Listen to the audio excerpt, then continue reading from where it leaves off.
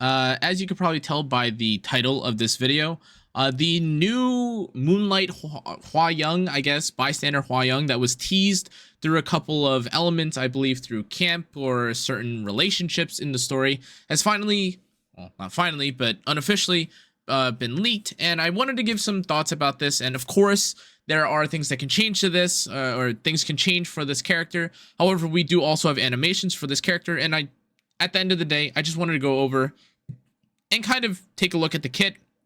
Because, well, to be honest, I'm actually quite a big fan of Hwayoung, her design, not her playstyle. Don't get your pitchforks up. But also, to be honest, based on what we've seen from bystander Hwayoung, she looks quite good. So I just wanted to give you my kind of raw, unfiltered thoughts about this, and we can maybe hypothesize what her role is going to be or how good she'll be. But again, subject to change. With that, let's take a look first at her S1. This is Infernal Strike, and just as a disclaimer, some of the skills haven't been fully translated, so we've gotten some translations made with certain AI and whatever. That's okay. But her S1 reads basically the exact same as Hwayoung or normal RGB Hwayoung's S1, which is that it's a kick and it increases the combat readiness of the caster by, if I'm not mistaken, 20%.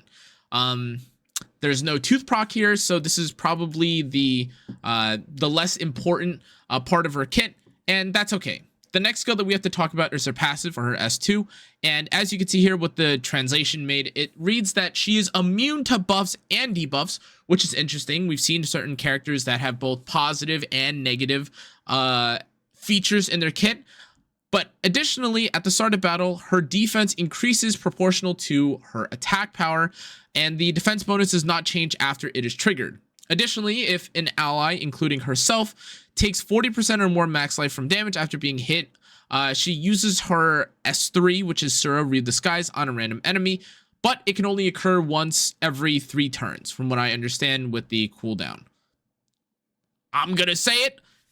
This is kind of reminiscent of someone like Sylvan Sage, which by itself doesn't sound the most insane, and I'd actually argue might sound a little bit unfortunate because you can't buff yourself.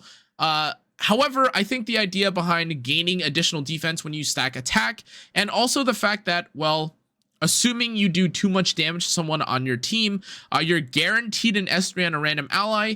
This kind of feels like a hybrid between someone like Sylvan Sage and Bride Senya combined. But before we go too deep into this, we also have to talk about the S3 and what the S3 does, because it's relevant to the S2. What this S3 specifically reads is that, let me get the active version of this, which is that you attack the enemy with a Rageful Strike, and when the enemy is defeated, you inflict extinction. Additionally, when the target is a hero, of course, you ignore damage reduction and damage sharing effects, meaning no Aureus, no Proof of Valor, no Adamant Shield-esque like feature or artifact can affect her, or effect can affect her. Additionally, though, when the target is of the light element, it increases damage dealt. Now, this is also the soul burn for her specifically, but there are a lot of things to break down here. Before I do that, though, as a quick aside, her memory imprint is crit chance, which to me signals that she not only is going to want to build HP, attack, and defense, maybe she'll also want crit rate and crit damage, which kind of complicates her stats a little bit, but I'll go more into that later. For her actual stats, in case you're curious, she shares the same stat line as someone like Lone Crescent Bellona, and if I'm not mistaken, also Wukong. However, if you're familiar with those characters, they have something in their kit that kind of cheats stats for them, which makes them a little bit, makes their stat line a little bit more practical or a little bit better. And again, I'll get into that, or I'll go into the whole stat implication thing after I get back to the S2. But we need to talk about the S2, because based on what we understand from the S3, with it being an extinction, assuming that you kill, while also dealing bonus damage to light units, the S2 is pretty valuable. Now, you'll probably come to the same conclusion that I have, which is, okay, well, all of these numbers and all this kit doesn't matter until we actually figure out how much damage she does. But at the same time, I think that the concept of these characters, or the concept of this character, is very interesting at base. I think we haven't seen quite that many characters that provide both positive and negative effects to the team as often as we may like. And although I think some characters may feel worse because of it, I think that what they decided to do with this is quite interesting. Now, if they decide to make her S3 do no damage, then this whole I can't gain buffs, but also can't be debuffed thing might not be relevant because, well, she won't end up doing any damage. But at the same time, I think that her gaining bonus defense and her also being able to use basically a Moonlight Violet kind of S2 passive where she gets a double ultimate to someone random on the team or on the enemy team is really cool. Very interesting, and does still kind of keep the core identity of someone like Hwayoung where you gain the tankiness and you also have the nuking.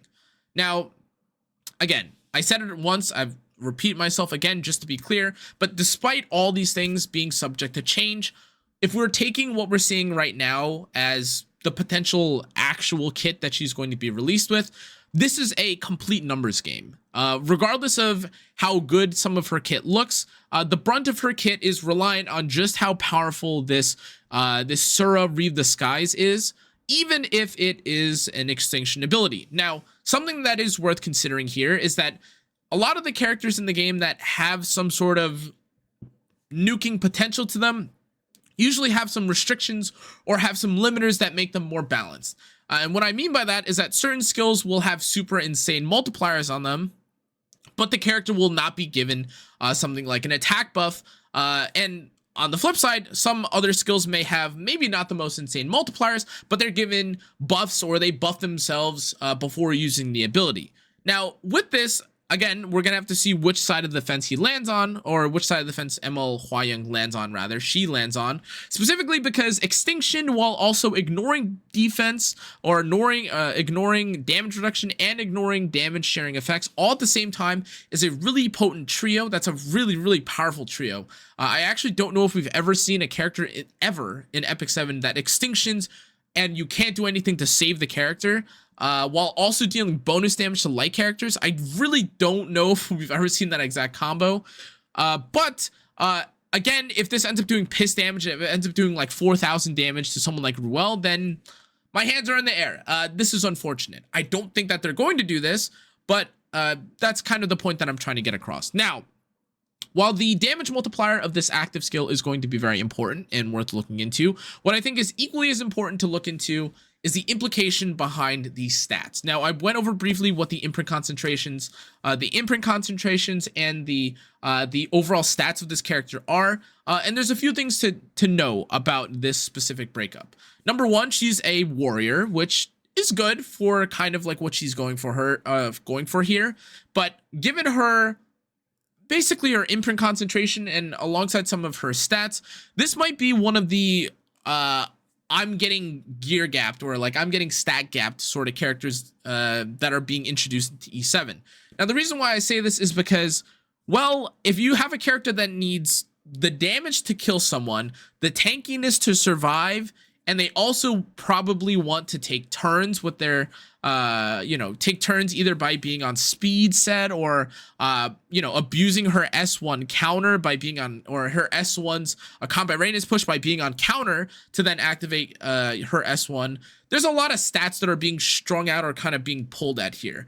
And I don't think that Lone Crescent Bologna's or like the Scorpio stat line is necessarily bad by any means, but my gut reaction when seeing a character that potentially can crit or potentially needs to crit is, well, I'm immediately going to slap a crit chance neck onto this character. Now, you definitely can still do that despite her triple S imprint or self imprint being 17% crit chance, but it does mean that you're going to have to be very precise with how you set up these stats. And unlike characters like Lone Crescent Bologna or even someone like Wukong, who again gains a little bit of damage throughout his kit, this is a character that may not be able to be debuffed, but if you just do enough damage, there's a good chance that they die.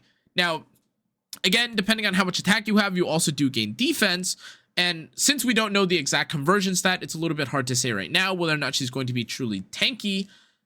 But it is worth knowing that, again, probably one of the most meta characters in the game, which is going to be Afternoon Soak Flan, probably kills a character like this even if you don't debuff them. Additionally, if you take a look at the other characters in the game, you do also have to consider, is this character good against cleave? Is this character good against aggressive teams? Can she survive something like a, I don't know, Alaya S3? Does LRK's S3 just bash her too hard while she's trying to deal with them? All these things are worth considering and looking into, but the implication or the general point that I'm trying to make here is that she's a very stat-hungry character with all the different survivability issues that she wants to overcome, with the damage that she feels necessary or she feels necessary to have in order to kill. And in that sense, while I do think that, honestly, this Hwayoung character looks quite powerful, it's really going to come down to the S3 to see whether or not she's worth building and whether or not she's worth using. That being said, I still think that no matter what, she'll have a pretty good spot in something like Arena or Guild War, specifically because, well, it looks like she's postured to counter someone like Ruel. Now, again, I do think that the fact that she has to, or she does bonus damage and extinctions on light units, or deals bonus damage on light units, but, you know, has extinction whenever she uses her S3, it feels like she's postured to fight against a Ruel, but it also kind of doesn't really make sense because, well, like, Ruel was going to be the one that was going to extinction, and it, whatever the case is, if she ends up being a tank buster, that's cool, but I don't know to what extent or how viable or how useful the exact, you know, features that she has on her S3 are. What I was kind of thinking about is that, you know, she ignores defense reduction and damage sharing effects. I don't know, maybe you're trying to kill something like Lionheart Surmia on the S3. Potentially, maybe you're trying to one-shot like a New Moon Luna who can't debuff you. Whatever the case is, I think this is a character that will come down to stats. And with that, I'd also like to show you guys, well, like the little animations that she has, because honestly, guys, she looks fantastic. That being said, again, things are subject to change, but oh my God, just for a moment, can we just appreciate how good she looks? Like, I don't have the exact like big blown up splash, but amazing looking character. That's her her S1, and like when you take a little bit too much damage, she activates her Divine Vessel. It's just like, that's the POV that I want. You know what I mean? When I wake up in the morning. Okay. That being said, though, we haven't seen her S3, and she's going to cast it right now. And the S3, I think, is really cool, too. Oh, wait, sorry. Wait, I forgot. She activated with the S2. Sorry, what I meant to say was that despite her S3, okay, I lost my train of thought. Okay, my point is, her S3 looks cool, and despite, again, some things being able to change, from what I understand, I haven't seen her splash art yet, so again, that could also adjust on the fly or be adjusted for the future, but just based off of her positioning, her splash art, she looks very odd, or she doesn't feel very similar to, or I shouldn't say odd, but she looks very different than how I would imagine a Hwayoung related character would look, because Hwayoung, you know, is like the master and very mature. I think this is kind of like the word I'd put for it. And this is more of like a, like, you know, I'm in my like 1920s, like I'm in college kind of Hwayoung, and I'm gonna, you know, nothing personal, you kid. But anyways, guys, that's going to be it for today. I honestly think that this character looks pretty cool. Again, I think all of these things are subject to change, but if her numbers end up being good, I think this is going to be a character you'll likely see alongside someone like Pirate Captain Flan. As always, though, guys, that's going to be it for this video today. Thanks again for watching. I'll see you guys all next time, though. Stay safe, stay healthy. Make sure to check out the rest of my socials. Good night.